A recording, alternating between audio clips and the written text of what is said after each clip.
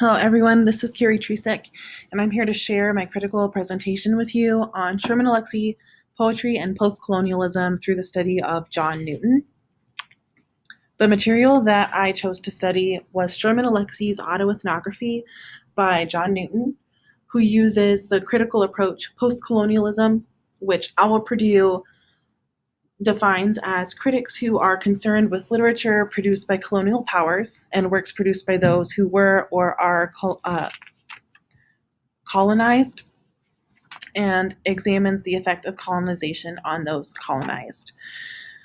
Most of the article centers around the idea of post-colonialism.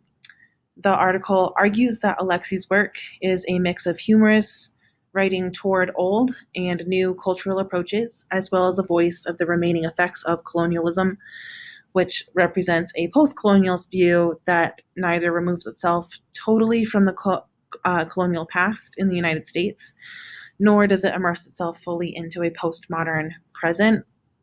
Newton does raise the question of where does post-colonialism stop and postmodernism begin, but that's really all he says about postmodernism. I almost put postmodernism on here, but I didn't think he had enough evidence to prove that that was a true critical approach in his article, so I have not included that in this presentation. Newton's argument establishes that Alexie's work is a hybrid of theory of post-colonialism and a research lens of autoethnography. Autoethnography was a term that looked very interesting to me. I had no experience with it before, which is part of why when I knew I wanted to study critical approaches with Alexie's work, it kind of made me pause and think about this article a little bit.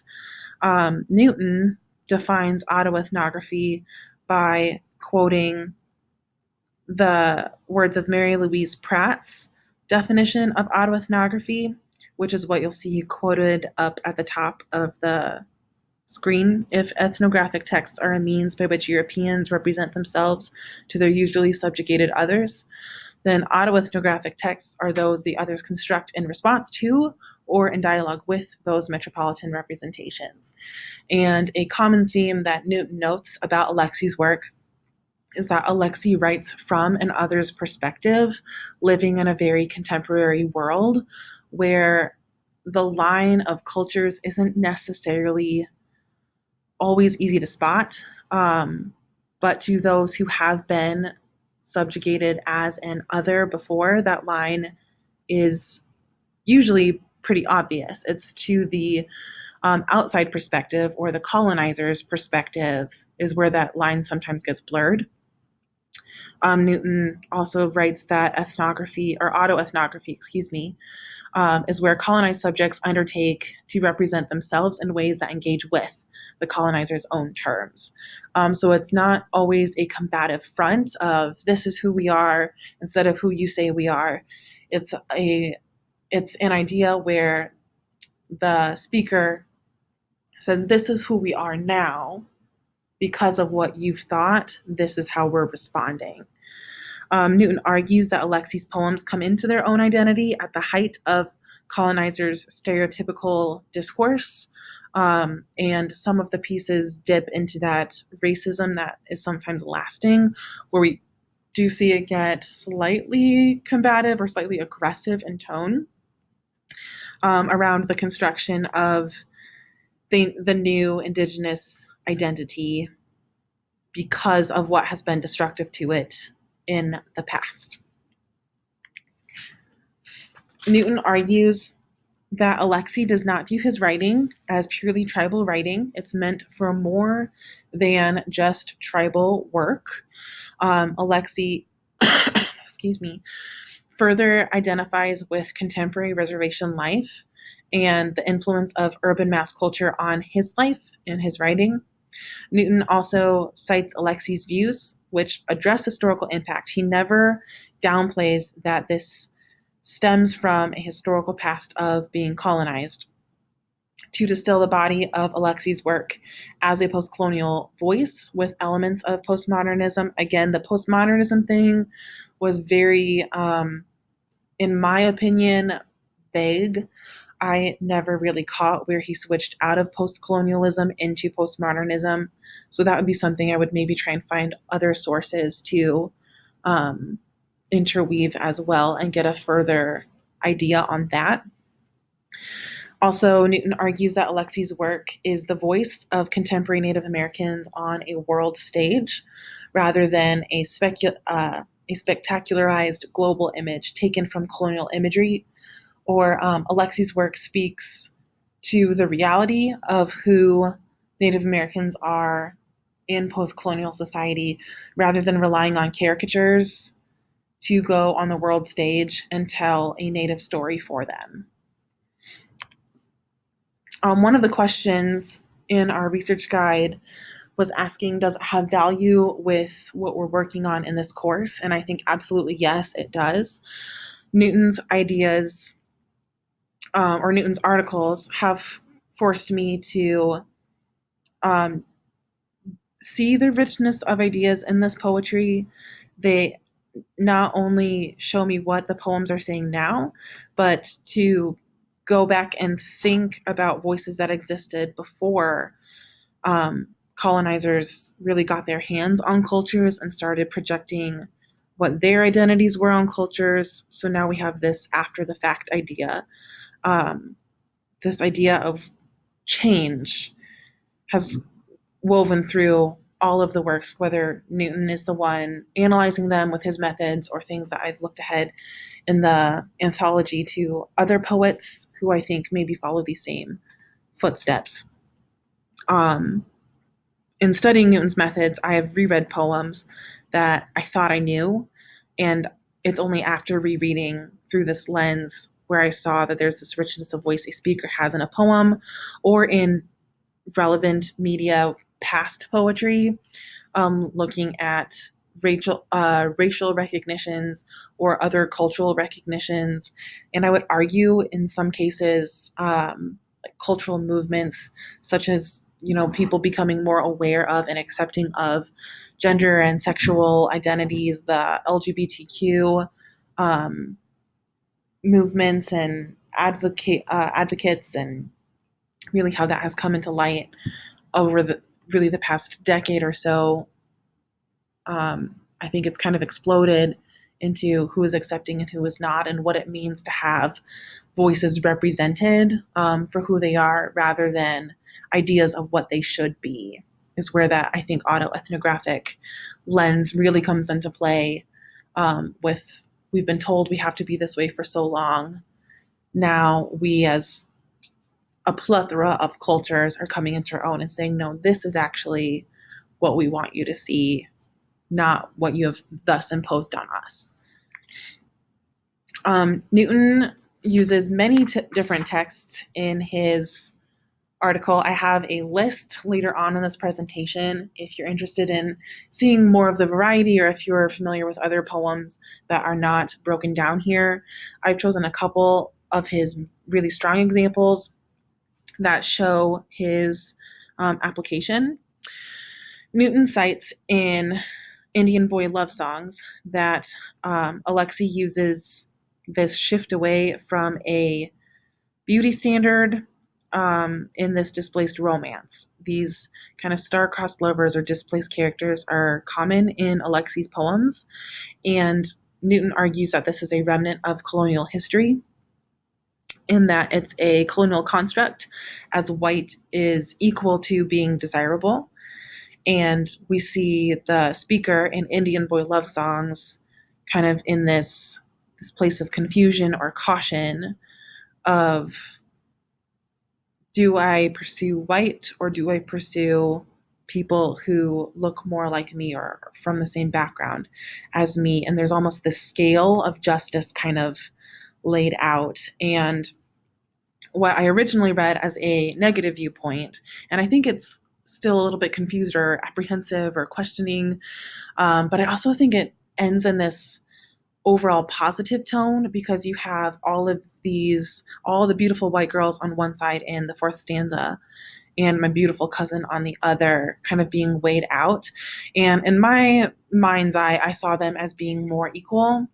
So all of these things that I've been told are good and desirable are actually equal to the things that I never considered before, but now I'm starting to appreciate because I'm coming to my own idea, not just relying on what someone has told me I should think. Another application is from the poem Tiny Treaties. And in the article, Newton sets up the idea that a treaty is a contract. And Newton refers to some historical treaties, specifically with Native Americans, who were empty promises. They were not upheld, they were not kept, people were not kept safe. And so the idea this of these treaties in the poem is there's always that what if factor.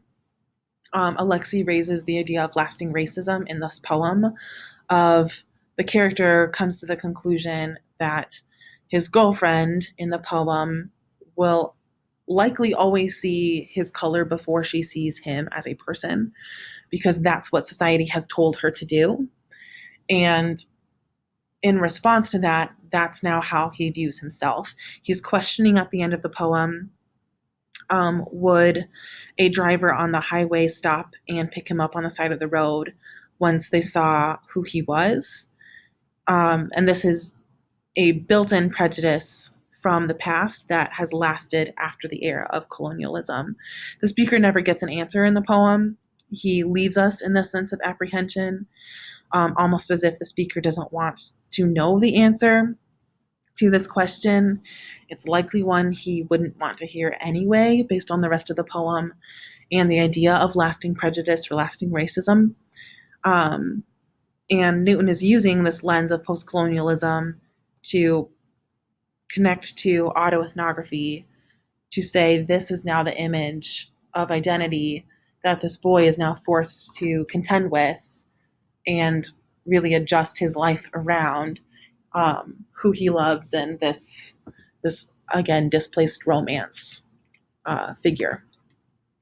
Moving away from just what Newton analyzes in his work, I did look in the anthology and I found lots of different examples where I thought his methods could apply, not just to Native voices.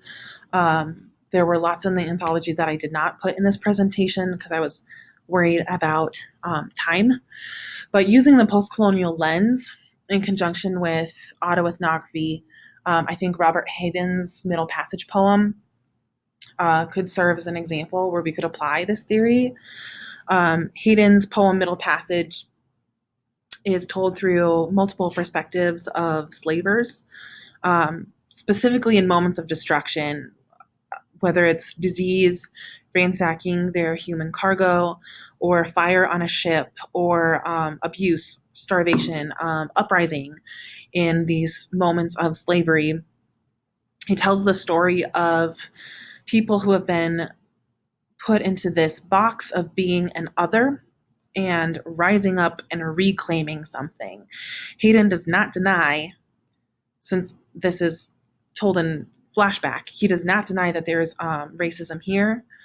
He uses rhetoric in his work that upholds the racist language used, but he uses it in a way to show the slavers' downfall and this kind of coming into their own identity, not so much as just this forgotten other of implied helplessness, but as a strong people who are capable of doing more than just being slaves to someone else.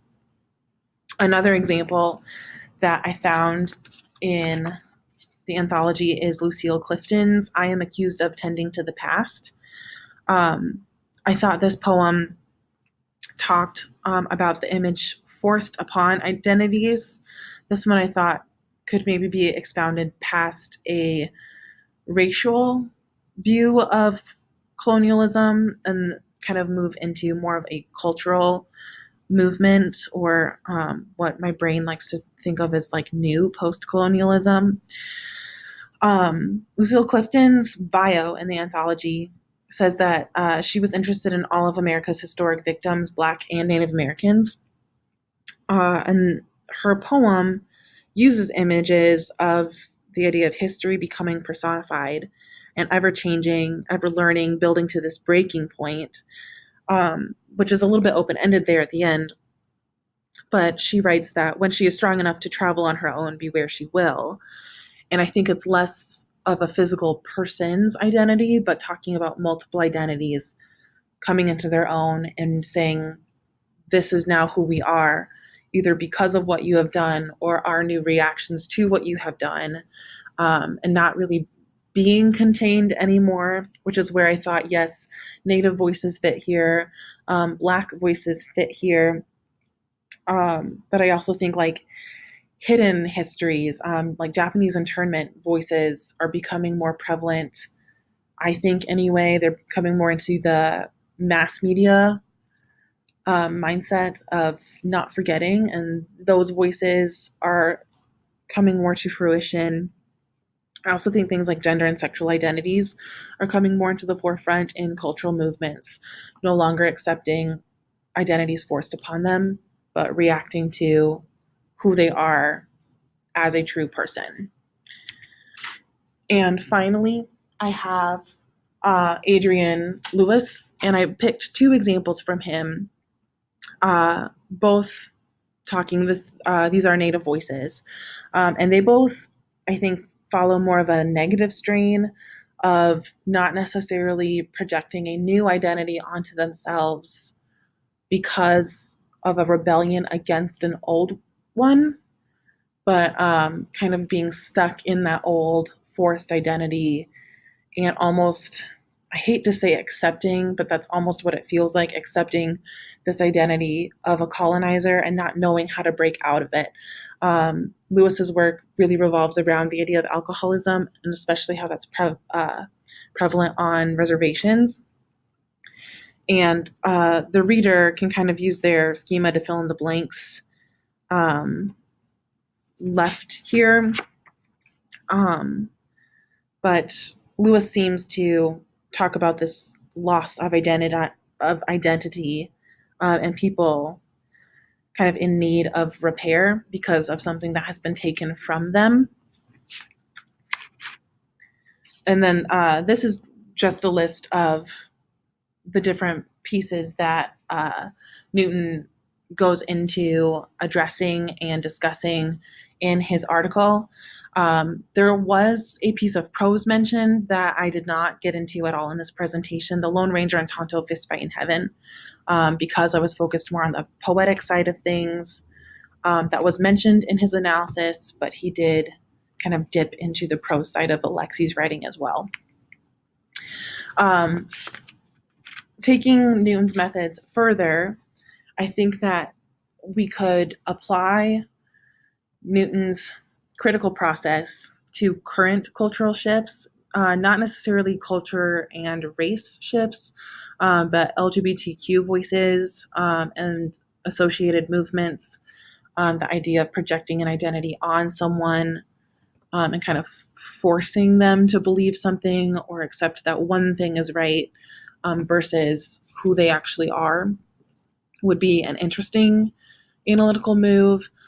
Studying Asian voices, I didn't see a ton of that in our anthology, which I thought would be an interesting move, especially because there's such a diverse history of colonization.